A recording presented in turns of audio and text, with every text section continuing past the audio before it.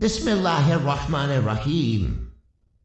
سب سے پیشتر ہم اپنے پیارے مولا رحمت للعالمین حضرت نبی محمد صلی اللہ علیہ وسلم کے نام پر صلوات پڑھیں گے۔ اللہم صلی علی محمد و آل محمد۔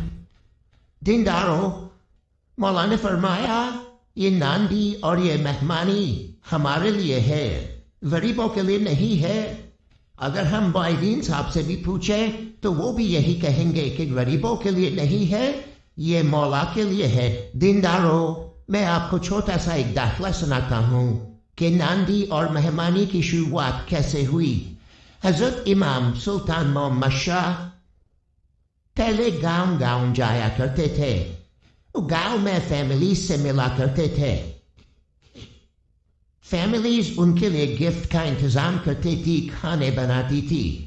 تو ایک دن مولا نے فرمایا کہ میرے لیے جو تم کھانا بناتے ہو میں اتنا سارا کھانا نہیں کھا سکتا ہوں، اب ایسا کرو کہ جماعت خانے میں لاؤ، اس کی ناندی کرو، اس کی نیلامی کرو، اور اس کے جو پیسے آئیں گے وہ آپ مجھے بھجوا دو کاؤنسل کے تھرو، مکی صاحب کے تھرو۔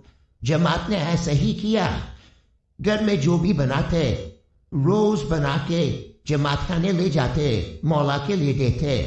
اس طرح ناندی اور مہمانی کا رواج شروع ہوا اور مولا کو پیسے اور ملنے لگے۔ ان کو پھر یہ ذہن میں آیا کہ ایسا کیا جائے کہ جب ایک ساتھ ایک پورا تھالا تیار ہو جائے تو پہلے ایک تھیلے کی ایک سمبولک مہمانی کی جائے، ناندی کی جائے کہ ایک آدمی نے اتنا سارا کھانا دیا، تو مہمانی کا رواج وہاں سے شروع ہوا۔ دینداروں، یہ پیسے غریبوں کے لیے نہیں ہے، یہ پیسے مولا کے لیے ہے۔ یہ اگر آپ مشنری صاحبان سے بھی پوچھیں گے، وائزین صاحب سے بھی پوچھیں گے، آپ کاؤنسل سے بھی پوچھیں گے تو بھی یہی کہیں گے کہ یہ پیسے مولا کے لیے ہے، غریبوں کے لیے نہیں ہے۔ دینداروں، ہمیں یہ معلوم کرنا ہے کہ یہ پیسے مولا کے پاس کیسے جاتے ہیں۔ دینداروں، آپ اس بات کو بھی نوٹ کریں کہ یہ صدقہ نہیں ہے۔ اگر ہم سوچیں کہ آج ہم کھانا لے جا رہے ہیں غریبوں کے لیے، ہمارے گھر میں مشکل ہے تو یہ ہم ناندی لے جائیں گے، یہ غریبوں کو ملے گا، ایسا نہیں ہے۔ یہ پیسے مولا کے لیے ہے، مولا کے خرچ کے لیے ہے، وہ ہم سے لیتے ہیں پورے کے پورے ڈسکلوجر کے ساتھ کہ یہ میرے لیے ہے۔ انہوں نے آج تک نہیں کہا کہ ناندی اور مہمانی جو ہے وہ غریبوں کے لیے ہے۔ ہم جماعت خانے میں مکی صاحب کے پاس جاتے ہیں، ہم کہتے ہیں کہ مکی صاحب ہمارے لیے دعا کروائیں کہ مشکل آسان ہو جائے، مشکل آسان کی مہمانی۔ ہم یہ سمجھتے ہیں کہ ہم یہ مہمانی کے پیسے دے رہے ہیں تو یہ غریبوں کے پاس جاتے ہیں، غریبوں کے پاس نہیں جاتے ہیں، یہ ہم مولا کو پیسہ دیتے ہیں تاکہ وہ ہمارے لیے دعا کرے۔ جس طرح ہم کسی فقیر کو پیسے دے کہ بھئی یہ دو پیسے اور ہمارے لیے دعا کرو، اسی طرح سے ہم اپنے مولا کو پیسے دیتے ہیں تاکہ وہ ہمارے لیے دعا کرے، یہ غریبوں کے پاس نہیں جاتا، یہ ان کی دکشنا ہے۔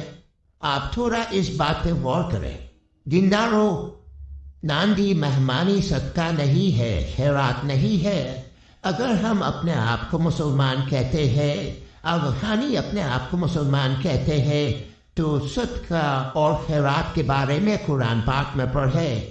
اگر ہم اپنا مذہبی کچھ اور سمجھتے ہیں کہ ہم اسلام کے فرقے نہیں ہے تو ٹھیک ہے، آپ مہمانی دیں، آپ ناندی لے جائیں، مگر یہ غریبوں کو نہیں ملتا، یہ غریبوں کا حق نہیں ہے۔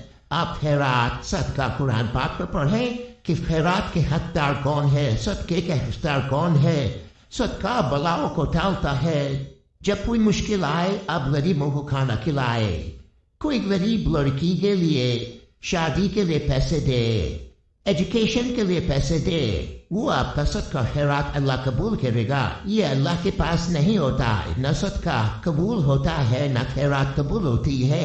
ناندی اور دسون کی صورت میں، دسون اور ناندی یہ مہمانیاں ہے۔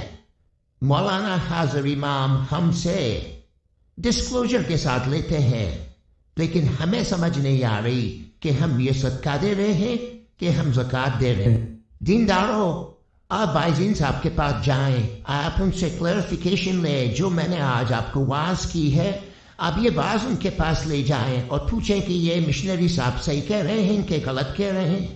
وہ منع نہیں کر سکتے کیونکہ یہ پتہ ہے ان کو بھی کہ یہ صدقہ زکوٰۃ خیرات نہیں ہے، یہ مولا کے پاس جاتا ہے ان کے خرچے کے لیے.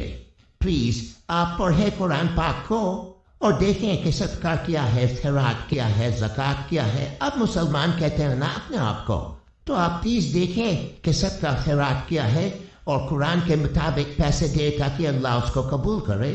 ہم دعا کرتے ہیں اللہ پاک ہم کو صراط المستقیم پر قائم رکھے، جو قرآن پاک میں صراط المستقیم کی ڈیفینیشن ہے. یا اللہ پاک ہم پر رحم فرما اور ہمارے لیے آسانی کر. آمین ثم آمین.